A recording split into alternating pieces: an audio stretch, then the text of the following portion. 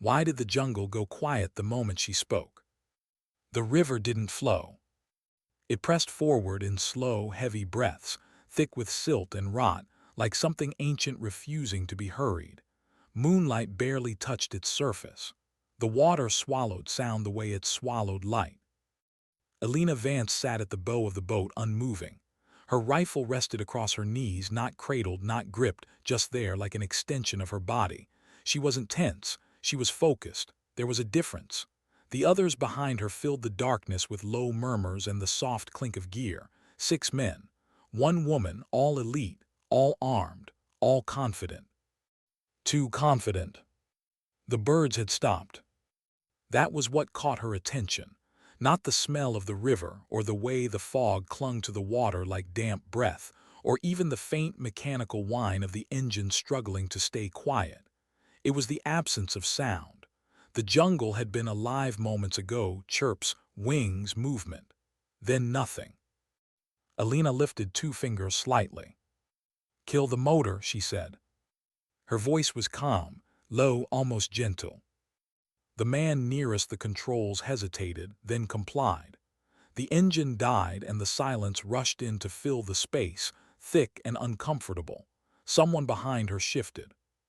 "We're on schedule," the team leader said quietly. "Intel says the area's cold."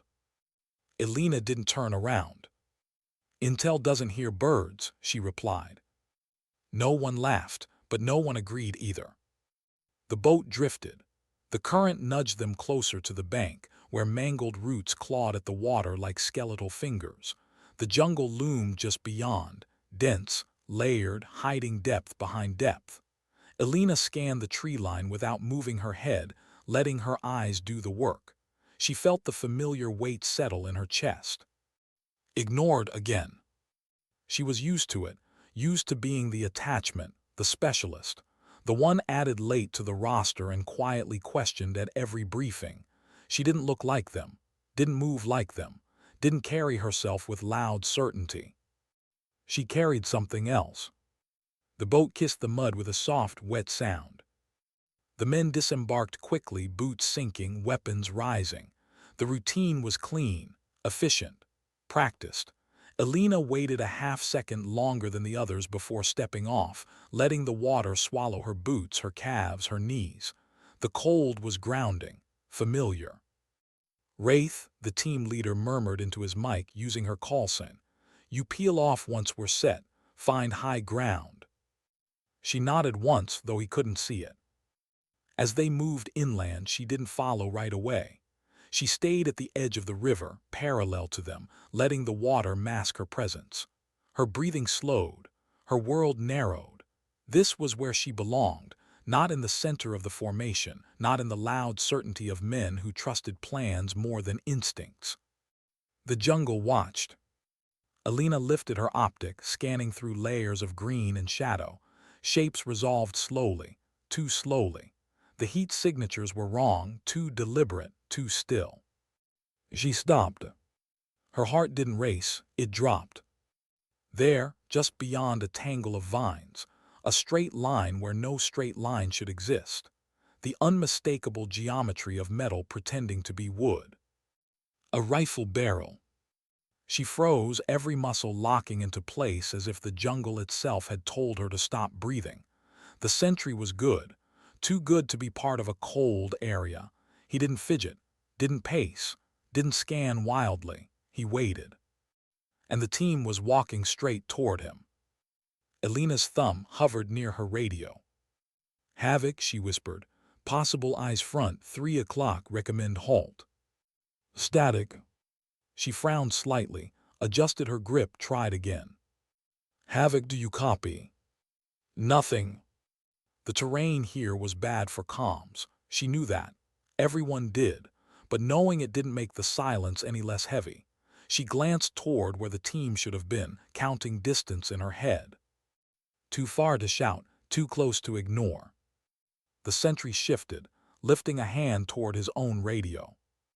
That was the moment. If she fired now, the jungle would explode. Surprise gone, mission compromised, but if she didn't. She exhaled slowly, steadying herself. Her finger rested against the trigger, not squeezing, just feeling the shape of the moment. She had learned long ago that hesitation and patience looked the same from the outside, but only one of them kept people alive. Then the sentry disappeared. Not dropped, not fled. He melted backward into the foliage like he had never existed at all. Elena lowered her rifle by a fraction. That was worse. An enemy who vanished wasn't retreating, he was repositioning.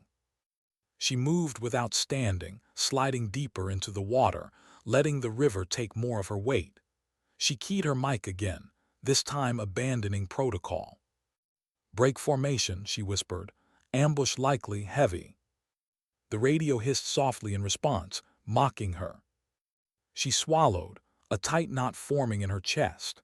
This was the part she hated, not the danger, not the darkness, but the helplessness of knowing and being unable to make others listen. She started moving. Not toward the team, toward the threat. Her body slipped along the waterline, fingers finding purchase in submerged roots, boots sinking into silt. She didn't rush. Rushing made noise. She let the jungle dictate her pace. Then she saw it. Heat bloomed through her optic, multiple signatures clustered disciplined. Not animals, not villagers, fighters dug in, waiting. Her jaw tightened. This wasn't a patrol gone wrong. This was a trap. She counted automatically. 1, 2, 5 more. A heavy shape among them radiating heat differently, a mounted weapon. Her breath caught for just a second. If the team crossed that line, they would die in seconds. She raised the radio again, desperation creeping into her voice despite her control. "Turn back," she hissed. "Turn back now." Still nothing. She was alone with the knowledge. For a moment, a brief, dangerous moment, she felt something crack inside her. Anger, not loud, not explosive, sharp, focused. Anger at being dismissed, at being the quiet one, at the unspoken question she'd heard her entire career. Why is she here? She pushed it down. Emotion was data too, and right now the data said she didn't have time for it. Elena holstered her rifle and slipped fully beneath the surface. The river closed over her head, mooting the world above. Sound became vibration. Light became suggestion. She moved by memory and feel, lungs steady, heart slowing as she surrendered to the dark. This was the space between worlds, where fear either ruled you or disappeared entirely. She swam. When she surfaced again, it was behind the enemy line, reeds brushing her face, mud clinging to her hands. She lifted her head just enough to see. The team was emerging from the tree line, right into the kill zone. A flare ignited overhead, turning night into harsh white day. Time fractured. The first burst of gunfire shattered the silence, ripping through leaves and air alike. The sound wasn't sharp, it was crushing, heavy, relentless. Elena ducked instinctively as the jungle erupted, the ground itself seeming to recoil. She didn't need to see who fell. She knew. Her radio crackled suddenly, alive with panic. "We're pinned. Man down. Zero cover." The words overlapped, broke, dissolved into noise. Elena pressed her forehead briefly into the mud, eyes closed. Not fear. Focus. She rose slowly from the water, rifle coming up, breath steady despite the chaos. The enemy was focused forward. They hadn't seen her, hadn't even imagined her. That was their mistake. She lined up her first shot. Not with anger. Not with triumph. With responsibility. Because sometimes survival doesn't come from being heard. Sometimes it comes from acting anyway. And the jungle, silent once more, waited to see what she would do next. How did she become the only thing standing between them and silence? Elena didn't rise fully from the water. She didn't need to. Half a silhouette was safer than a whole one. The reeds pressed against her shoulders as she brought the rifle into position, the familiar weight settling her breathing. Around her, the river whispered softly, indifferent to the chaos tearing open the night just meters away. The ambush was no longer theoretical. It was real, loud, final. Gunfire chewed through the tree line where the team had been moments earlier. Dirt and splinters leapt into the air. Someone screamed. A sound cut short before it could finish becoming a word. Elena felt it hit her chest like a physical blow, a reminder that every second she waited was a second someone else paid for. She exhaled. One shot now would change nothing. One death would only sharpen the enemy's attention. She needed time, space, confusion. Her gaze moved, slow and deliberate, mapping the scene as if it were a puzzle instead of a massacre. She saw the mounted weapon first, anchored into the earth like a spine. It wasn't spraying wildly. It was disciplined, walking its fire. Whoever was behind it knew exactly what they were doing. She didn't aim at it yet. Instead, she tracked the men around it, the ones watching the river, the ones guarding against a retreat. The smart ones. The quiet ones. They were focused outward, eyes trained on ripples and shadows, convinced the threat would come from where threats usually came from. From the water. Elena shifted her weight, letting the reeds part just enough. Her finger tightened gently. The suppressed shot was almost polite. The first man dropped without a sound, folding into the mud like he'd decided to rest. No one noticed. Not yet. The firefight ahead was too loud, too consuming. She adjusted, fired again. The second man stumbled, hands flying to his throat in confusion more than pain, then collapsed. This time someone turned. A shout started to form. Elena fired a third time. The shout never finished. 3 bodies, 4 seconds. Her heart rate barely changed. She wasn't thinking about them as people. She wasn't allowing herself that luxury. She was thinking in terms of angles and consequences. If she thought about faces now, she would hesitate later, and hesitation here was a death sentence for everyone she'd come in with. She shifted her aim toward the mounted gun. The gunner was fully exposed from her angle, profile stark against the sudden brightness of another flare overhead. He was shouting something, frustrated, angry, trying to bring the weapon back under control as the team scrambled for cover that barely existed. She fired. The round struck metal, sparks bursting like brief stars. The gun didn't stop, but it flinched just a fraction, enough to matter. Below, she saw movement. One of the men, tall, broad, dragging another body through the mud. He slipped, nearly went down, then hauled the wounded man upright again through sheer will. Even from this distance, Elena could feel the desperation in that movement. She fired again, striking near the gun's housing, forcing the gunner to duck. "Move!" someone screamed from below. The team surged backward toward the river, exactly where the enemy wanted them. Elena's jaw tightened. No, not there. She swept her optic left, then right. More heat signatures were moving now, closing in, confident, coordinated. This wasn't a chaotic militia. This was a net. And the team was walking straight into its tightening center. Her radio crackled again, faint but alive. "Burned," a voice said, broken. "We're burned." The words sank into her chest like cold water. She didn't respond. Not because she didn't care, but because she couldn't afford to let them hear anything uncertain in her voice. Fear spread faster than bullets. Instead, she slid back into the river. The decision was immediate, instinctive, terrifying. The surface burned. Fuel spilled, ignited, licked across the water upstream, a wavering ceiling of orange and black. Heat pressed down on her back as she submerged, the world above turning into violent distortion. She kicked hard, lungs already tight, pulling herself beneath the burning skin of the river. Pain flared along her shoulders, where the heat reached through the water. She ignored it. She counted strokes instead, counted seconds, measured distance by feel alone. The river tugged at her, heavy and insistent, trying to pull her away from the fight toward nothing. She kicked harder. Her lungs began to protest, sharp and insistent.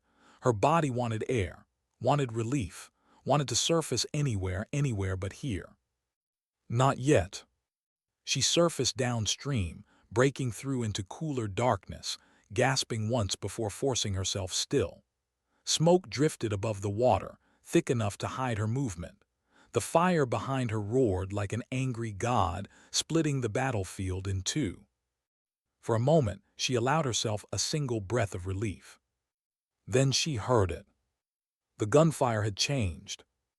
No longer controlled, no longer disciplined, short bursts, gaps, the sound of weapons running dry. She crawled onto the bank, mud coating her hands and forearms, and raised her optic again.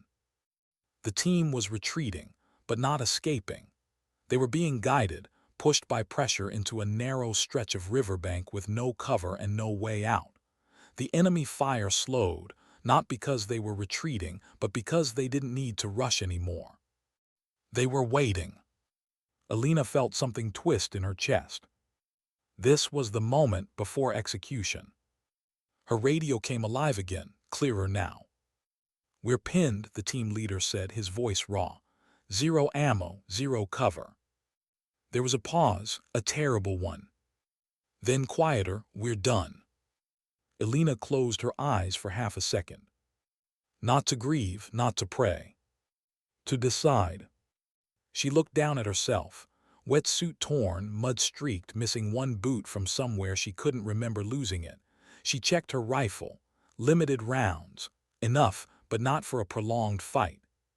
She looked at the river. And then she looked at the enemy line above the trapped team. They were relaxed now, standing taller, moving closer together. Victory made people careless. It made them human again. That was the opening. Alina sank back into the water one last time. This time she didn't fight the current. She let it carry her, keeping low, silent, invisible. She unbuckled what she didn't need, letting weight slip away into the darkness below. Armor sank. Gear vanished. Protection traded for speed. She was exposed now. And faster than she'd ever been. When she surfaced behind them, it was so quietly even the river didn't seem to notice. She rose slowly, water streaming from her shoulders, rifle already braced. The enemy was clustered now, too close, too eager, shouting and laughing in a language she didn't understand but didn't need to. She understood the shape of it. She chose her first target carefully, not the loudest, not the closest. The one with the radio. Her finger squeezed. The shot was clean, final. The man dropped straight down, confusion frozen on his face. For half a second, nothing happened. Then panic bloomed. Alina didn't rush, she didn't spray, she worked. One breath, one shot. Each pull of the trigger removed a piece of the enemy's certainty. They turned in circles, shouting, colliding with each other, firing blindly into shadows that no longer held meaning. They hadn't planned for something behind them. They hadn't planned for her. The rifle bucked steadily against her shoulder as she moved through targets with mechanical calm. She adjusted for movement, for fear, for the way men ran when they realized the river they'd ignored had teeth. When the magazine ran dry, she reloaded without looking. When someone tried to run, she led them. When someone raised a weapon, she ended the attempt. It didn't feel like 90 seconds. It felt like one long exhale she'd been holding since the birds stopped singing. And then nothing. Silence fell like ash. Alina lowered the rifle slowly, muscles trembling now as the adrenaline receded. She looked down at the empty water around her boots, then up toward the riverbank. 6 men stared back. Not cheering, not speaking. Just staring. She pulled off her mask, breathing hard, and met their eyes without apology. "Clear," she said quietly. No one answered. Because sometimes survival leaves people without words. And sometimes The quiet woman in the water becomes the only reason anyone speaks again at all. Why did the silence afterward feel heavier than the gunfire? Alina stood in the shallow water for a long moment after she said the word. Clear. It wasn't a declaration. It was a confirmation to herself more than anyone else that the immediate problem was finished. The river didn't respond. It kept moving, indifferent, carrying heat and smoke downstream as if nothing remarkable had just happened. On the bank, the men didn't move. They were still pressed into the mud where they had accepted death only moments earlier. Weapons hung low in their hands, shoulders slumped, eyes fixed on her like she might vanish if they blinked too hard. Shock did that. It froze people in place, even after danger passed. Alina stepped out of the water slowly. Not because she was tired, though she was, but because she didn't want to startle them. She knew how she must look. Wet, blackened with mud and oil, hair plastered to her face, rifle still up, not a savior, not a symbol, something rawer. Something harder to understand. She scanned the tree line as she moved, habit overriding everything else. Victory was when people died because they assumed it was over. She refused to make that mistake. Security, she said quietly, voice steady despite the tremor beginning in her arms. High ground, now. The word cut through the fog in their heads. One of them, Davis, she thought, flinched like he'd been shocked, then scrambled up the slope, forcing himself to look away from the bodies behind her and back into the jungle. Another followed, movements clumsy, delayed, but they moved. Good. The team leader finally found his feet. He looked older now, smaller somehow. His confidence hadn't disappeared, it had collapsed inward, stripped down to something fragile and real. He stared at her rifle, then at the dark shapes scattered along the bank behind her. 19, he said hoarsely. Alina didn't respond. She knelt beside the wounded man without waiting for permission. Gomez, breacher, pale, too pale.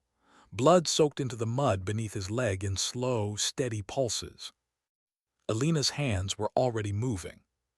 She cut fabric, found the wound, applied pressure. Her fingers were slick, efficient, unhesitating. This was easier than shooting. This made sense. Stop the bleeding, keep him alive. Simple rules in a world that had just become very complicated. He's losing heat, she said. We need to move. The team leader hesitated. His gaze flicked back toward the jungle, then the river, then the dead. He was still trying to catch up to the moment. We call it in, he said. Get air. No, Alina cut in, sharper than she intended. He stiffened. She softened her tone, but not her meaning. Not yet. If they knew where we were before, they know where we are now. We don't broadcast anything until we change the geometry. He stared at her, jaw tight. This was the moment she'd lived versions of her entire career. The moment where someone decided whether to see her as a subordinate or a solution. Finally, he nodded. Okay, he said quietly, what's the plan? The words landed heavier than any praise could have. Alina finished securing the tourniquet and stood, rolling her shoulders once to work out the stiffness creeping in. Her body was beginning to register the cost of what she'd just done. The delayed ache, the hollow fatigue. She ignored it. We don't stay here, she said. We move along the river for 2 clicks, then cut inland. There's higher ground, less predictable. And if they're still out there, someone asked. Alina met his eyes. They are. That truth didn't frighten her. It clarified things. They moved. Not quickly, not smoothly, but they moved. The jungle swallowed the evidence of the fight behind them almost immediately. Smoke thinned. Sounds returned, tentative at first, then louder. Insects resumed their chorus, uncaring that 19 men lay cooling by the river. Alina took point. She felt the weight of it settle onto her shoulders, heavier than any pack. The awareness that every step mattered now. That hesitation would ripple backward through the formation. Ignored no longer, not invisible, not now. But leadership came with a different kind of loneliness. Her breathing grew shallow as they climbed. Not from panic, never panic, but from exhaustion. Her muscles burned. Her hands shook slightly when she stopped to listen. The adrenaline that had sharpened her moments earlier was draining away, leaving only cost behind. She welcomed it. Pain meant she was still present. Behind her she heard quiet murmurs, short, clipped exchanges. Not fear exactly. Something closer to reverence, and that made her uncomfortable. She didn't want to be elevated. Elevation made people careless, made them expect miracles. She had none left to give. They reached a narrow ridge just as the rain began. It didn't fall gently. It came down hard, drenching everything in seconds, turning dirt into slurry and trails into rivers. Visibility dropped. Sounds blurred. Movement became slower, heavier. Someone cursed softly.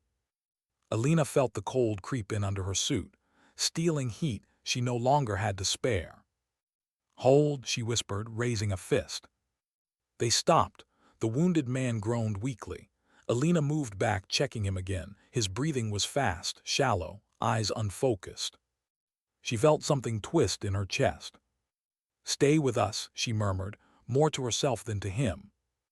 The team leader crouched beside her. His voice was low now, stripped of command posture. "You good?" he asked. She nodded automatically. It was a lie. Her vision blurred for half a second when she stood. She gripped a tree until it passed, willing her body to cooperate just a little longer. Not now, she thought, not yet. A faint sound drifted through the rain. Plop! Alina froze. Another followed, then another, distant, controlled. Flares. Her stomach sank. "They're marking," she said, "not searching, boxing." The team leader's face tightened as understanding dawned. "They know we broke contact." "They know more than that," Alina replied. "They're anticipating us." She looked at the map in her mind. The ridgelines, the ravines, the dead ends. They were being steered. For the first time since the ambush, Alina felt something close to doubt creep in, not fear, but the heavy awareness of limits. She had spent everything to get them out of the river. She couldn't do it again. Not like that. She turned back to the team. "We stop running," she said quietly. They stared at her. "If we keep moving, they herd us into a kill zone we don't choose. If we stop, we make them come to us." A pause, long. Rain hammered down around them. "And if they overwhelm us?" someone asked. Alina didn't answer immediately. She thought of the river, of the birds, of the 19 men who had believed the night belonged to them. "Then we make it expensive," she said finally. "No speeches, no heroics. Just truth." She took a breath and felt something steady itself inside her. Not adrenaline, not anger, but resolve. Quiet, heavy, unyielding. Sometimes survival wasn't about escaping the fight. Sometimes it was about deciding where to stand. And the jungle, patient as ever, leaned in to listen. What happens when the hunter realizes the hunted has stopped running? The rain thickened, turning the jungle into a curtain of moving water. It flattened leaves, blurred distance, erased edges.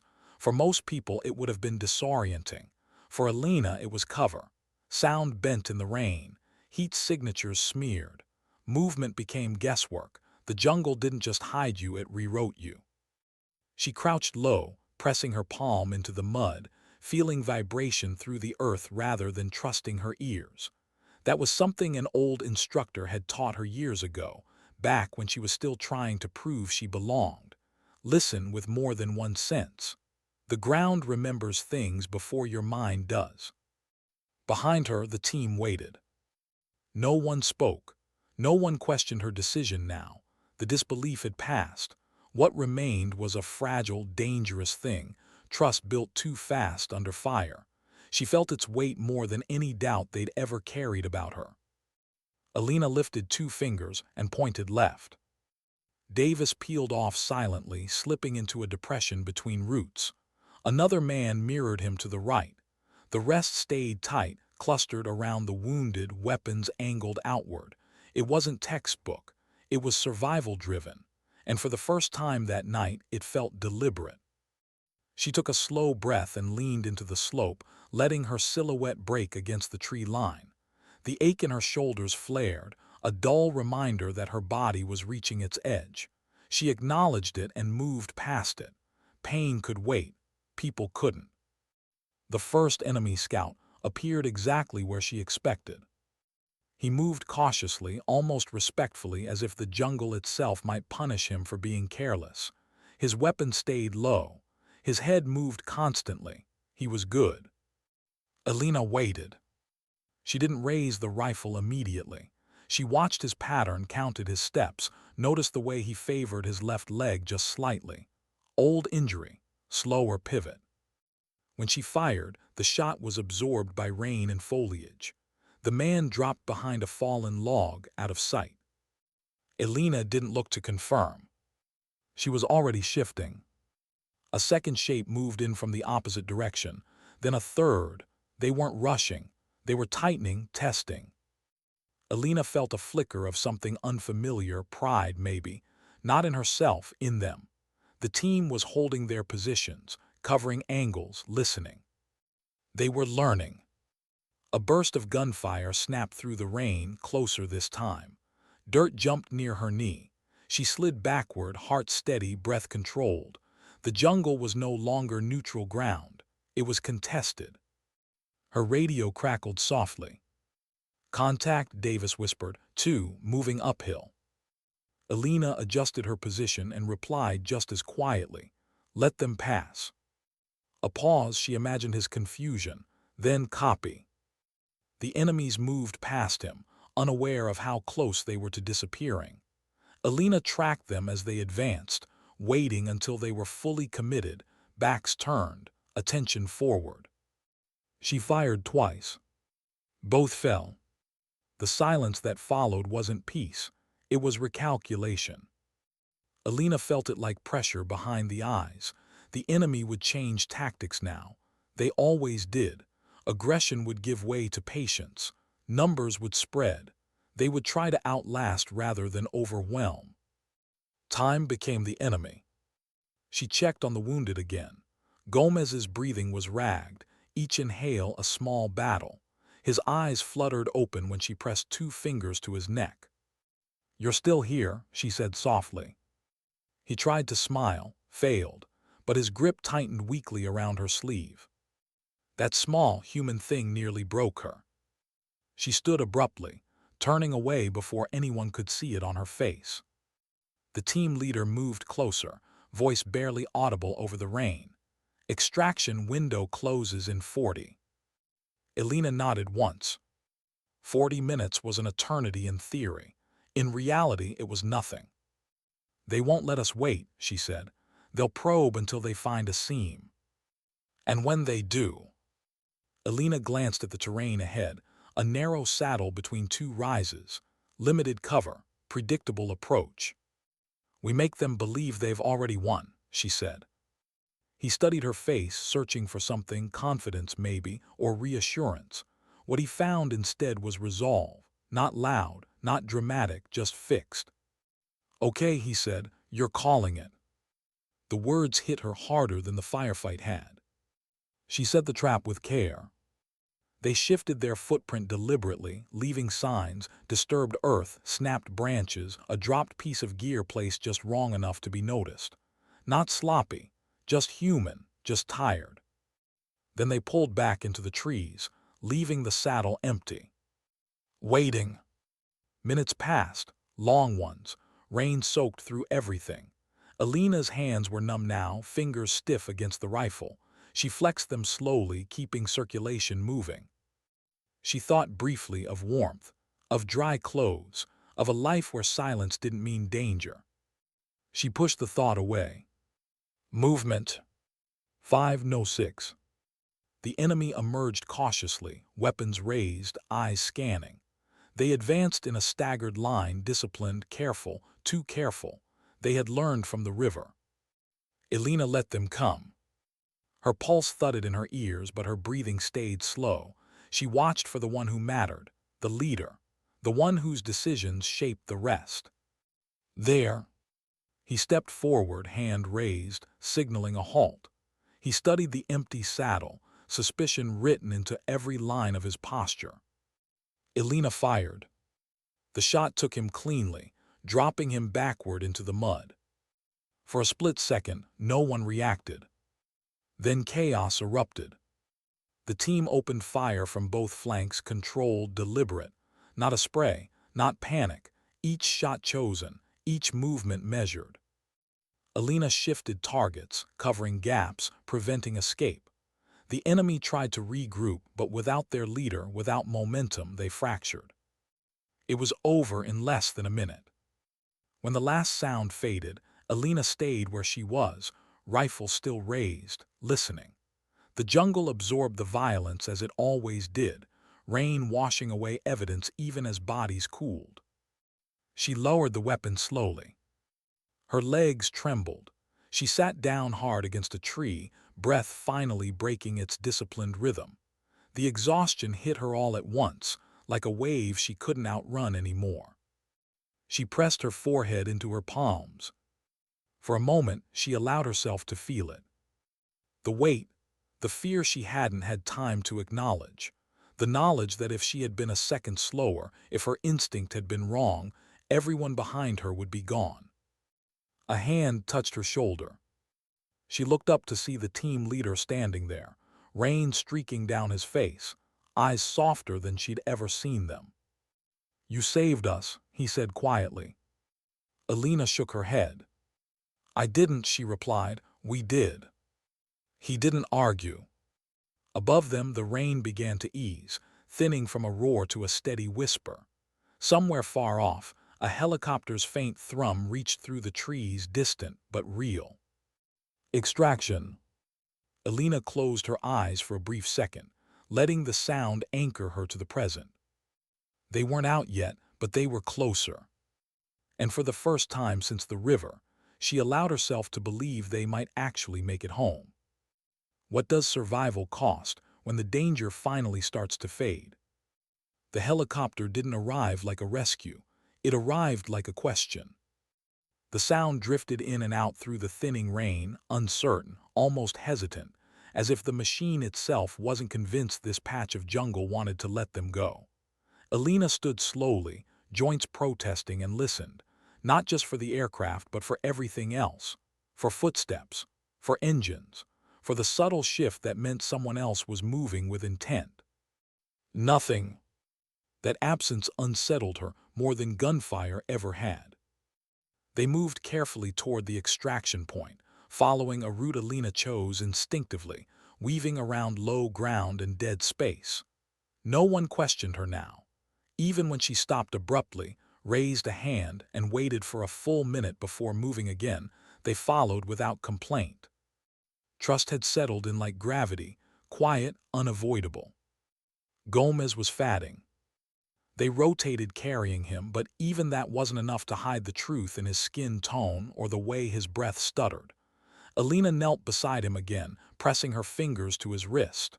Weak, thready. "Stay with us," she said, softer this time. His eyes fluttered open, focused on her face with effort. "You came out of the river," he murmured, voice barely sound. "Thought I was seeing things." Elena managed a small smile. "You were, but you're still here." He nodded faintly, like that was enough. The clearing appeared ahead, scarred, muddy, ringed by trees that bore the quiet wounds of old battles. Rotor wash flattened the grass as the helicopter descended, rain and debris swirling into a chaotic halo. The team broke into motion, sudden and urgent, weapons up, perimeter set. The wounded moved first. Elena stayed back. She didn't consciously decide to, it just happened. Habit, responsibility. She watched the tree line, every nerve stretched, waiting for the final cruelty that missions sometimes delivered at the end. It came. A sharp crack split the air. Not close, but close enough. Elena pivoted, rifle snapping up, scanning for the source. Movement flickered between trunks, one last fighter, desperate or stubborn, raising his weapon with shaking hands. She fired. The shot echoed once, then disappeared into the open sky. Silence followed, real silence this time. The team leader stared at her for a moment, then shook his head slowly, like someone waking from a long, disorienting dream. "Go," he said, "that's an order." She didn't argue. Inside the helicopter, the world shrank. Noise became vibration. The jungle dropped away beneath them, green swallowing green, violence hidden by distance and altitude. Alina sat strapped in, helmet pressed back, hands resting uselessly in her lap. The adrenaline had burned out completely now, leaving behind a hollow ache that seeped into her bones. Her hands shook slightly. She didn't try to stop it. Across from her, the men watched her without speaking. Not staring, studying. Like they were trying to reconcile the woman sitting there with the one who had risen from the river. She looked away. She didn't want that version of herself to be the only one they remembered. The flight medic worked on Gomez, movements fast and practiced. Blood, tubes, commands shouted over engine noise. Alina followed every motion with quiet intensity, as if watching hard enough could will him to stay. The team leader leaned toward her, voice raised just enough to be heard. "You okay?" he asked. She considered the question seriously. "I will be," she said. It wasn't a lie, just incomplete. Hours later, under harsh lights and controlled chaos, the mission finally ended. Debrief rooms were quiet places, not peaceful, just stripped of emotion by design. Screens glowed, recorders blinked, coffee went untouched.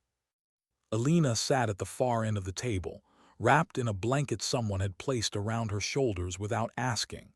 She stared at her hands, still faintly stained despite repeated scrubbing. 19. The number repeated in her mind without rhythm or emotion. Not pride, not guilt, just fact. The team leader spoke first, recounting events in clipped operational language.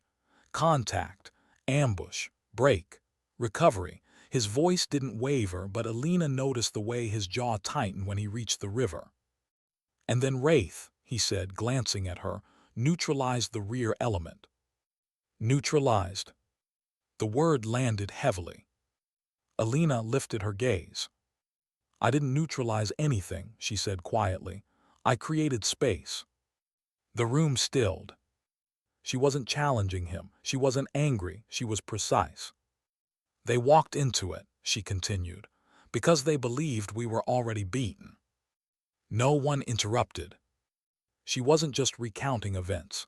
She was unpacking them, piece by piece, as if understanding them mattered more than recording them. When it ended, there were no congratulations, no speeches, just a nod from the officer at the head of the table and a quiet dismissal. Outside, dawn was breaking. The sky was pale, unsure of itself.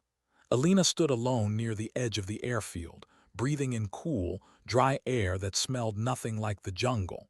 Her body ached in places she hadn't noticed yet. Bruises bloomed beneath her skin, delayed reminders of impact and strain. She felt older. Not in years, in weight. Footsteps approached behind her. She didn't turn. "You never told us," the team leader said. She waited. "About the river," he continued, "about what you could do." Alina finally looked at him. "I didn't know it would come to that," she said. "And if I had told you, you might have expected it." He frowned slightly. "And that would have changed things." "Yes," she said. "Expectation makes people careless. I'd rather be ignored than relied on for miracles." He absorbed that in silence. "I owe you my life," he said eventually, "all of ours." Alina shook her head once. "No," she replied. "You owe me the same thing I owe you, that we did our jobs and we carry the rest quietly." He studied her, then did something unexpected. He extended his hand. She hesitated, not from doubt but from something deeper. Then she took it. The gesture was simple, human, unremarkable to anyone watching. To her, it meant everything. Later, alone in the barracks, Elena sat on the edge of her bed and finally allowed the night to catch up with her. Her hands trembled harder now. Her breathing hitched unexpectedly. She didn't fight it. She closed her eyes and let the images come. The river, the flare, the moment the team leader said, "We're done." She felt the weight of 19 lives pressing against her memory, not as judgment, but as permanence. This was the part no one prepared you for. Not the fear, not the violence. The quiet afterward. She lay back and stared at the ceiling, exhaustion pulling her under slowly. Tomorrow the world would move on, reports filed, lessons learned, names recorded. But tonight, she allowed herself to be just a woman who had done something impossible, because there had been no other choice. And somewhere deep inside, beneath the fatigue and the doubt, a small, steady truth remained. She had not been loud. She had not been celebrated. But when it mattered, she had stood. And sometimes, that was enough to keep the world turning one more day. What stays with you after the mission ends, when there's nothing left to outrun? Elena woke before dawn, not because of a sound, but because her body no longer trusted silence. For a moment she didn't know where she was. The ceiling was unfamiliar, too clean, too flat, no canopy, no movement. Her breath caught shallow and fast before she forced it to slow. One hand clenched the sheet like it was a lifeline. The other hovered in the air, searching for a rifle that wasn't there. Safe, she told herself. You're safe. The word felt foreign, like a language she once knew but hadn't spoken in years. She sat up slowly, letting the room come into focus. Barracks. Early light slipping through the narrow window, everything in its place. Too orderly. Her muscles ached in a deep, honest way, the kind that came after the adrenaline faded and the body finally presented its bill. She swung her feet to the floor and sat there for a long time, head bowed, breathing through the quiet tremor in her hands. 19. The number returned, uninvited, settling behind her eyes. She didn't try to push it away. She had learned that resisting only gave memories sharper edges. Instead, she acknowledged it. Let it sit. Let it be heavy without letting it crush her. She dressed slowly, methodically. Each movement deliberate, controlled. The same way she'd moved through the jungle, control was comfort, routine was armor. Outside, the base was waking up. Engines hummed. Boots struck concrete. Somewhere, someone laughed, a short, careless sound that startled her more than any gunshot had. Life, she realized. Life didn't pause just because you'd seen how fragile it was. She walked toward the edge of the compound, away from the noise, until she found a quiet strip of gravel near the perimeter fence. The sky was wide here, pale blue bleeding into gold. For the first time since the river, she let herself look up without scanning for threats. Her radio buzzed softly. Wraith. She exhaled, go ahead. Medical says Gomez pulled through surgery, the team leader said. There was a pause, then quieter. He's asking for you. Something in her chest loosened, just a fraction. Tell him I'll come by later, she said, when he's awake enough to complain. A faint smile crept into his voice. Copy that. The radio went silent again. Elena stayed where she was, watching the sun climb. She felt, not relief exactly. Relief implied an ending. This felt more like a door closing gently behind her. One chapter sealed, even if the imprint remained. Later, she stood outside the medical wing, unsure why her feet had stopped moving. She didn't feel nervous in firefights. She didn't hesitate under pressure. But this quiet threshold, felt heavier than any enemy line. She knocked once and stepped inside. Gomez looked smaller in the hospital bed, swallowed by white sheets and machines that hummed and beeped with soft insistence. His leg was wrapped, elevated. His face was pale, but his eyes were clear.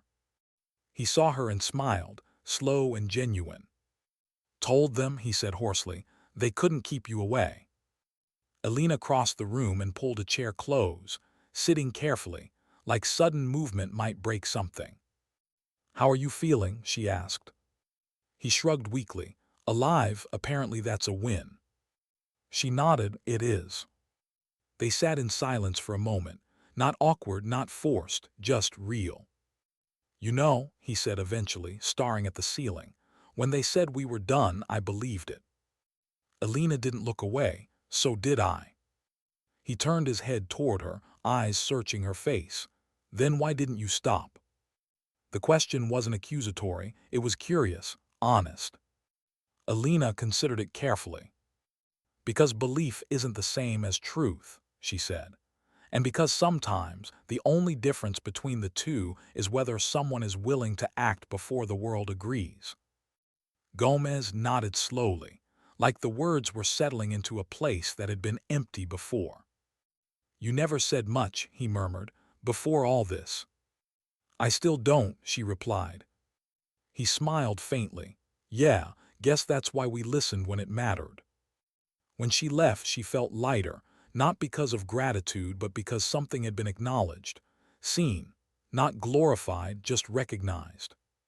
Days passed. Debriefers came and went. Analysts asked questions designed to turn chaos into diagrams. Alina answered them patiently, precisely, without embellishment. She spoke about terrain, timing, decision points. She didn't speak about fear, or doubt, or the moment her lungs burned underwater and she wondered if this was where it ended. Those details didn't belong to the report. They belonged to her. One evening, as the base settled into its low hum, Alina found herself back at the river's edge. Not the same one, not even close, but a narrow, unremarkable stream that ran behind the training grounds. The water was clear, calm. It reflected the sky without distortion. She crouched and dipped her fingers in. Cold, real. She thought about the girl she had been when she first learned to swim silently. When she'd been told, more than once, that she was too small, too quiet, too different for the work she wanted to do. She thought about how many times she had been overlooked, dismissed, underestimated. And she realized something that surprised her. Those moments hadn't been obstacles. They had been training. Silence had taught her to listen. Being ignored had taught her to observe.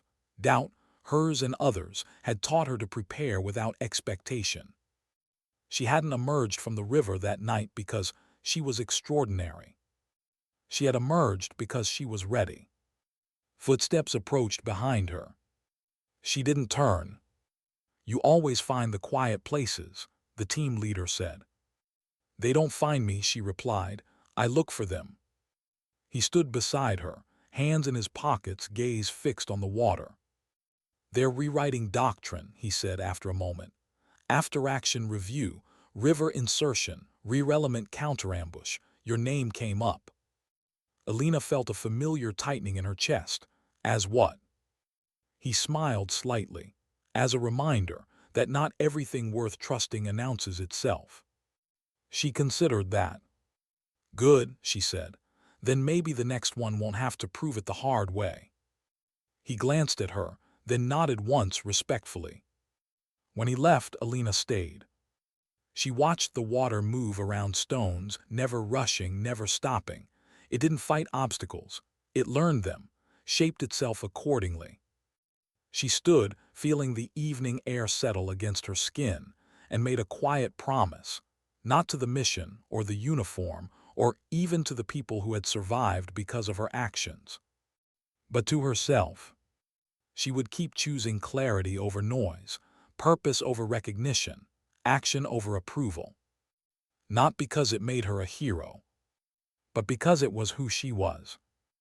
As she walked back toward the lights of the base, the world felt different, not safer, not kinder, but more honest. And that was enough. Because sometimes, dignity doesn't raise its voice.